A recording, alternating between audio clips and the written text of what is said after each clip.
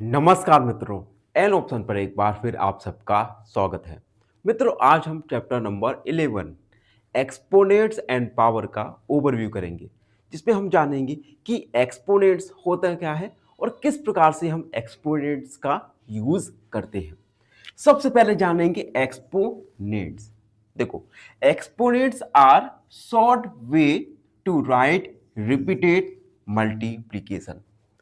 Exponents एक short way होता है जिसमें के द्वारा हम रिपीटेड मल्टीप्लिकेशन को शॉर्ट फॉर्म में लिखते हैं।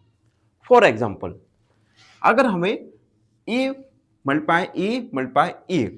को शॉर्ट फॉर्म में लिखना होगा तो हम एक्सपोनेंट का यूज करेंगे। तो ए को हम एक ए की पावर 3 लिख सकते हैं। तो हमने क्या किया, ये जो रिपीटेड मल्टीप्लिकेशन था इसे हमने शॉर्ट फॉर्म में लिख दिया। इस प्रोसेस को कहते हैं, इस मेथड को कहते हैं हम एक्सपोनेंट्स। अब यहां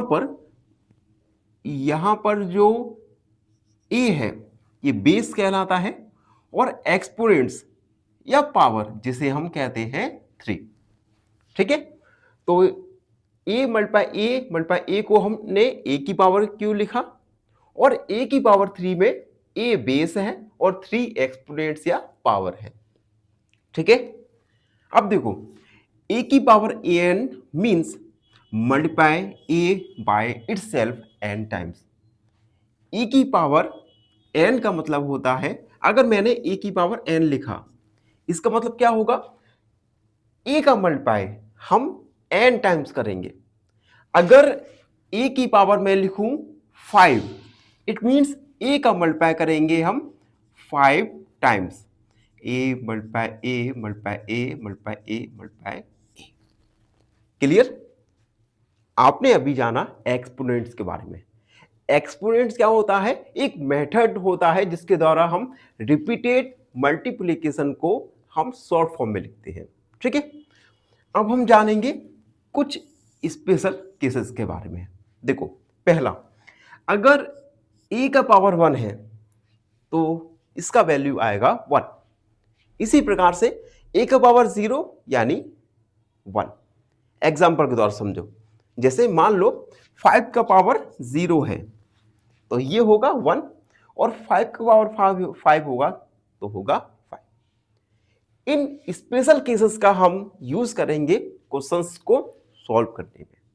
ठीक है, अब हम जानेंगे लॉज ऑफ एक्सपोनेंट्स। एक्सपोनेंट्स लिखने के कुछ नियम होते हैं, उनके बारे में जानते हैं।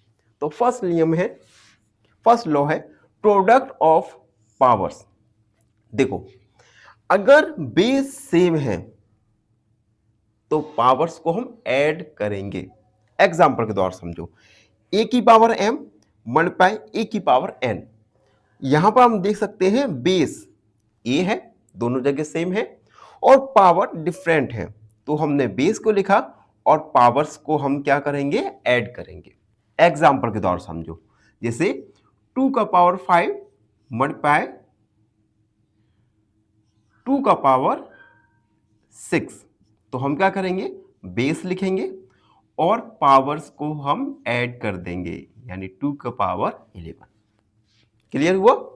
दूसरा लॉ, डिवीजन ऑफ पावर्स। देखो, अगर बेस सेम है और पावर्स अलग अलग है तो हम पावर्स को क्या करेंगे, सब्ट्रैक्ट करेंगे। देखो, ए की पावर m डिवाइड बाई ए की पावर n। बेस दोनों ही जगह ए है तो हमने बेस को लिखा और पावर्स को सब्ट्रैक्ट कर दिया। इसमें भी एग्जाम्पल के द्वारा डिवाइड बाई 6 का पावर, यहां पे हम 5 मांगते हैं, यहां पे 3। बेस लिखेंगे और पावर्स को क्या करेंगे, सब्ट्रैक्ट कर देंगे, तो आएगा हमारा 6 का पावर 2। ठीक है, देखो, अभी हमने 2 लॉस सीखे। पहले लॉ में क्या है, बेस सेम है और पावर का और मल्टीप्लाई हो रहा है तो हम पावर्स को ऐड करेंगे। दूसरा, बेस सेम है और पावर्स डिफरेंट है और दोनों एक्सपोनेंट का हम डिवाइड कर रहे हैं तो पावर को सब्ट्रैक्ट कर देंगे। क्लियर? अब हम थर्ड लॉ जानेंगे, पावर्स ऑफ पावर। अगर पावर का पावर होगा तो हम पावर्स का मल्टीप्लाई कर देंगे। फॉर एग्जाम्पल, ए की पावर एम पावर का ही पावर है, ए की पावर एम का पावर एन, तो हम ए एम मल्टीप्लाई एन। इसका भी एग्जाम्पल देख लो, जैसे हमने लिख दिया 2 की पावर 2 की पावर 3। पावर का पावर है तो हम बेस लिखेंगे और पावर्स का मल्टीप्लाई कर देंगे, यानी 2 की पावर 6। ठीक है। अगला, प्रोडक्ट ऑफ ए प्रोडक्ट। मान लो दो नंबर्स हैं, दो नंबर्स जिनका बेस अलग अलग है, बेस अलग अलग है लेकिन पावर्स सेम है, तो हम क्या लिखेंगे, बेस को लिखकर पावर को एक बार लिख देंगे। ठीक है, बेस का मल्टीप्लाई करके पावर को लिख दिया। अब हम जानेंगे निगेटिव एक्सपोनेंट्स।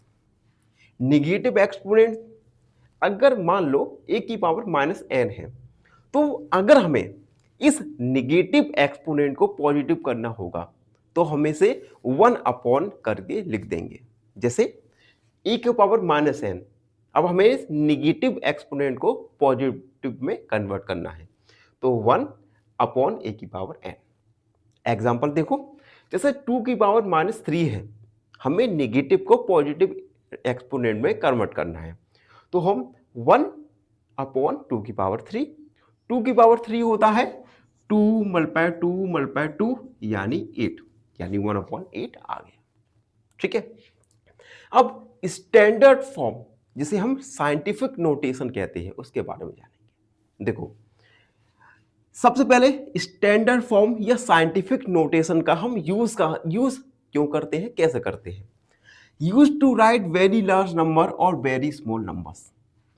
स्टैंडर्ड फॉर्म या साइंटिफिक नोटेशन की हेल्प से हम बहुत बड़े नंबर्स को शॉर्ट फॉर्म में लिखते हैं। फॉर एग्जाम्पल, ए मल्टीप्लाई 10 की पावर n। अब देखो 10 की पावर n तो यानी इनफिनाइट हो जाएगा, मान लो n की जगह है 100, तो a मल्टीप्लाई 10 की पावर 100, तो कितना स्पेस लेगा, कितना टाइम लेगा लिखने में, तो हम क्या करेंगे, इसे शॉर्ट नंबर्स में लिखते हैं।